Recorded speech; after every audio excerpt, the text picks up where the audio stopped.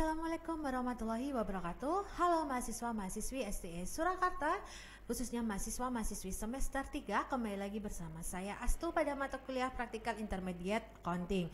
Baiklah teman-teman, kita akan masuk kasus selanjutnya, yaitu membahas terkait dengan kasus utang wesel. Kemarin teman-teman sudah belajar teorinya bahwa utang wesel itu seperti kita membeli sesuatu kemudian menerbitkan wesel, ya.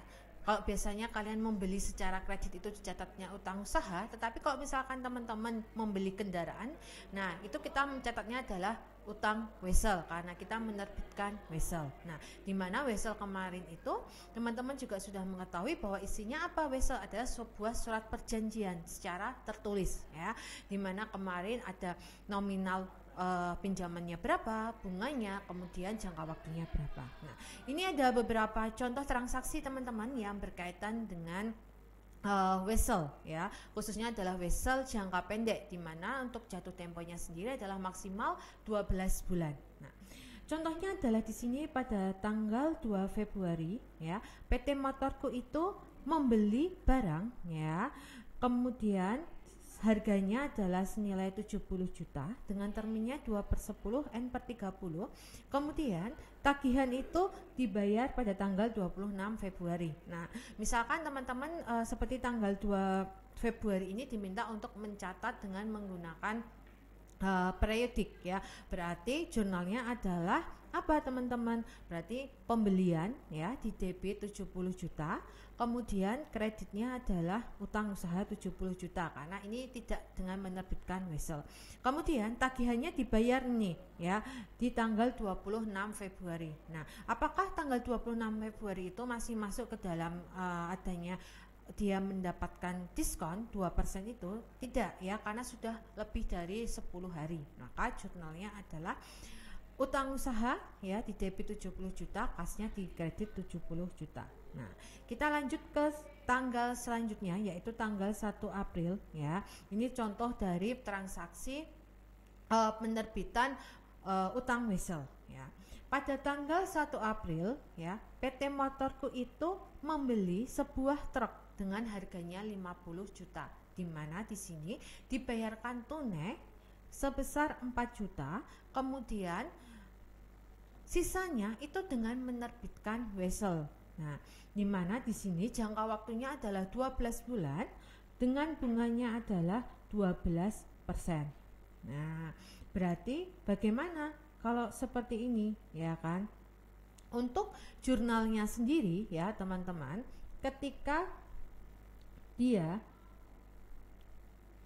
menerbitkan atau pada saat pembelian truk, nah kita mencatatnya adalah kendaraan di debit senilai 50 juta, kemudian tadi dibayarkan tunai 4 juta, berarti mengurangi kas 4 juta, kemudian sisanya adalah dengan menerbitkan wesel, maka utang weselnya adalah dikredit 46 juta. Nah, selanjutnya bagaimana untuk pencatatan dari bunganya sendiri, ya kan? Cara untuk menghitung bunganya, ya teman-teman, berarti utang weselnya berapa? 46 juta dikalikan dengan bunganya 12% dikalikan 1, ya, karena kalau 12/12 kan sama dengan 1, ya kan?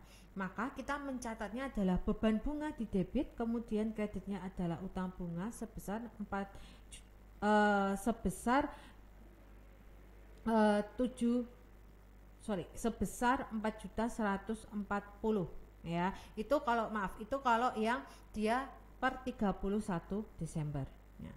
Kemudian kita masuk ke contoh di mana utang wesel itu, ya, penerbitan wesel itu bisa dengan wesel yang berbunga dan tanpa bunga. Nah, sebenarnya wesel yang tanpa bunga ini secara eksplisit itu ada bunganya teman-teman, ya, tetapi tidak tertera di situ, dan pada saat pengembalian itu pasti lebih tinggi dari pokok pinjamannya. Nah, contohnya di sini adalah di transaksi tanggal 1 Mei, ya. Tanggal 1 Mei ini, ya, PT Motorku meminjam, ya, dari bank, ya. Nominalnya itu adalah sebesar 85 juta, ya. Dengan dia menerbitkan wesel dengan bunganya 0% 92 juta.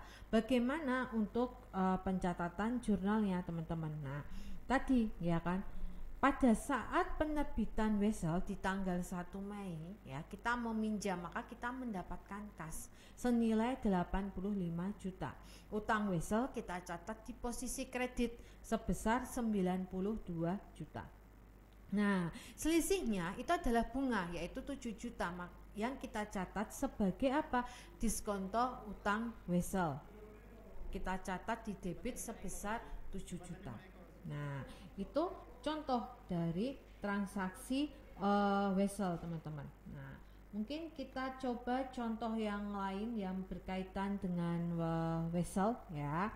Misalkan di sini pada tanggal 1 Februari 2022 Bank ABC itu menyetujui pinjaman senilai 200 juta dengan bunganya 8% dan jangka waktunya adalah selama 6 bulan. Nah, bagaimana pencatatannya ketika penerbitan wesel di tanggal 1 Februari? Kalau kita meminjam, maka apa?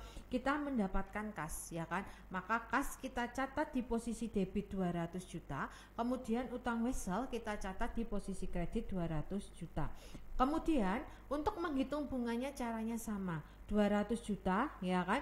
Dikalikan tadi bunganya tadi berapa? Bunganya adalah 8%, kemudian dikalikan 6/12 ya, hasilnya adalah 8 juta dengan jurnalnya adalah beban bunga pada utang bunga masing-masing adalah 8 juta.